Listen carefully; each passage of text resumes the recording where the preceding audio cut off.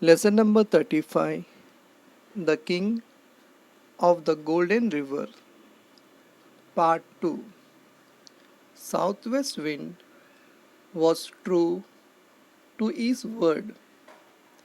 He did not return to Treasure Valley after that night. Neither did any other wind. So there was no rain. Nothing grew in Treasure Valley anymore. The brothers made no more profits. The wicked brothers then began to make money by selling gold. They melted in a furnace the gold articles they had. They mixed a lot of copper in it and sold the mix as pure gold. Again, they made poor Gluck work in a furnace while they spent the money on themselves. Soon all the gold in the house was spent. Only one thing was left, a beautiful golden mug that belonged to Gluck. Gluck's uncle had given it to him when he was a baby. Gluck used to drink both milk and water from it. A strange, braided face was delicately carved on the mug. Gluck was very fond of the mug. He did not want to part with it, but his wicked brothers only laughed at him and threw the mug in the furnace. They asked Gluck to pour the gold when the mug was melted and went out on some wicked enterprise. Sadly, Gluck sat down to watch over the mug being melted. But strangely, after some time, he began to hear a voice singing from the furnace. He lifted the lid of the crucible, and what did he see? The face of his old braided friend on top of the melted gold. "Come, Gluck, my boy," said the voice from the crucible. "Pour me out. I am too hot." Gluck was too astonished, but he took hold of the crucible and tilted it to pour the gold. Instead of gold, a golden giraffe came out of the pot.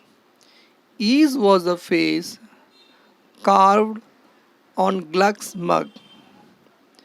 "Pray, sir," said Gluck, rather hesitatingly, "were you my mug?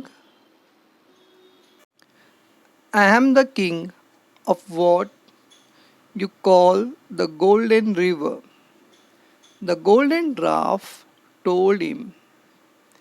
He added that another stronger king had turned him into a mug by magic. Gluck had freed him from that enchantment. The golden giraffe went on to say that he had seen how kind Gluck was and how wicked and cruel his brothers were. Then he told Gluck a secret.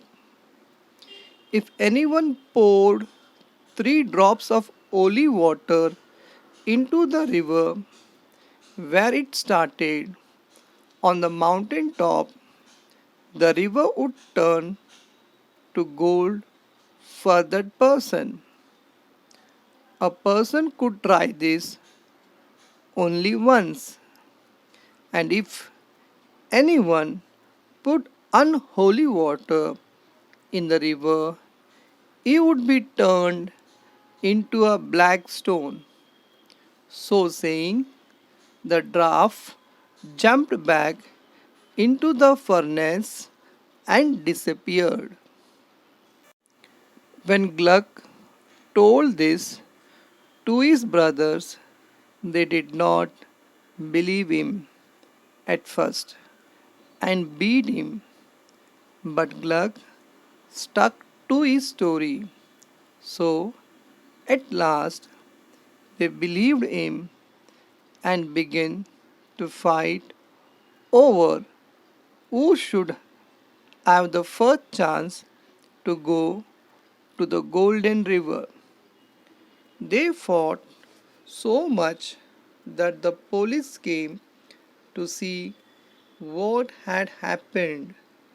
Hans ran away when the police came, but Satchworth was caught and put in prison.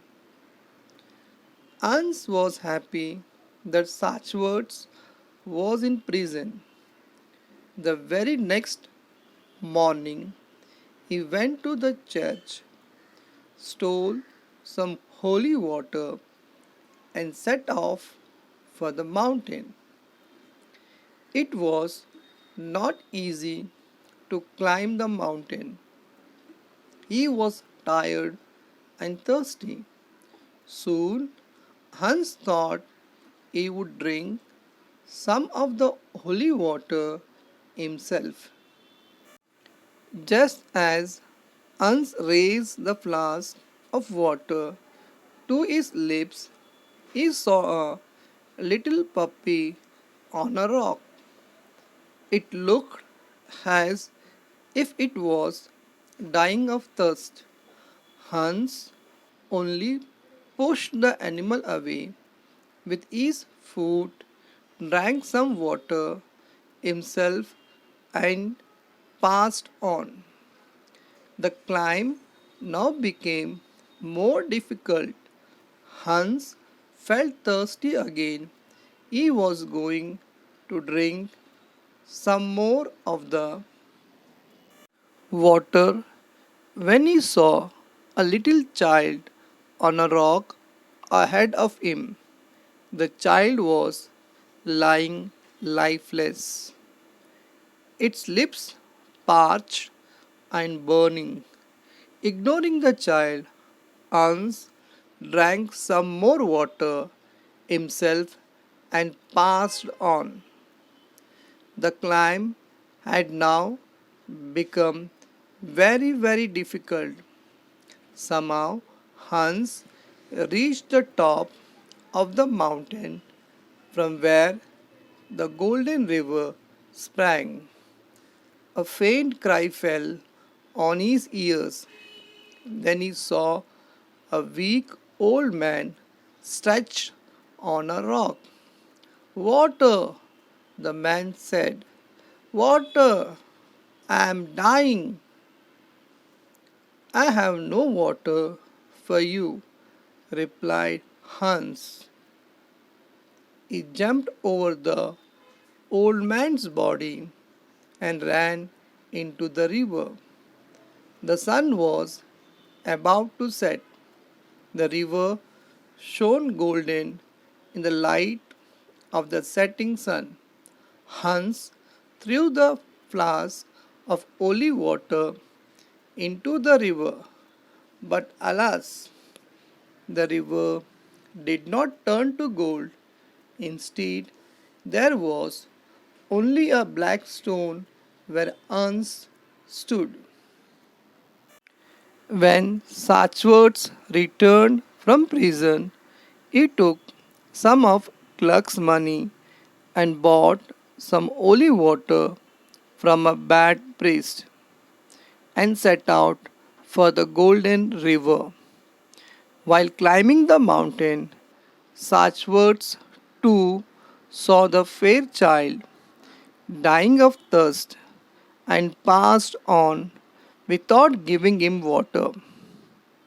As he had climbed a little higher, he saw his own brother Hans stretched on a rock asking for water. But the wicked Sachwarts only laughed aloud and went on without giving him any water. Alas, when he cast the flask into the stream, he too was turned to stone. Gluck waited and waited for his brothers, but they did not return. At last, he decided to visit the Golden River himself. He went to a good priest who willingly gave him some holy water. Gluck was young and small, and he too found the climb very difficult. After he had climbed for an hour or so, he became very thirsty. He was about to drink some water when, like his brothers, he saw an old man. The old man walked towards Gluck, leaning on a staff, and asked for some water. Gluck saw that the old man was pale, tired, and thirsty, so he gave him the bottle of water. The old man drank up nearly two-thirds of the water. Then he returned the bottle and wished Gluck well.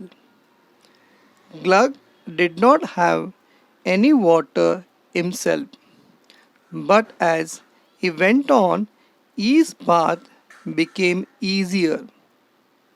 After climbing for a long time, when he became thirsty, he saw the small child. Gluck was sorry for him and gave him some water. The child began to smile, got up, and ran down the hill. Now, only a few drops of water were left in the bottle. When Gluck came close to the mountain top, he was very thirsty himself. Just then, he saw the poor little pup that was dying of thirst. I must help it now, thought Gluck. Otherwise, it may be too late. So he poured the remaining drops into the little dog's mouth. The dog sprang up, and in his place stood the king of the Golden River. He was very pleased with Gluck.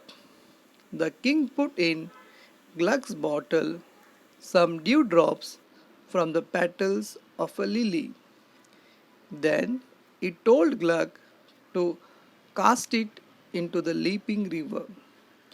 Gluck did so, but the river did not turn to gold. However, it changed its course and began to flow through the treasure valley, making it rich and fertile once again. Gluck lived in the valley, helping the poor and the needy. His barns were always full of corn, and he never lacked for money. Simplified from The King of the Golden River by John Ruskin.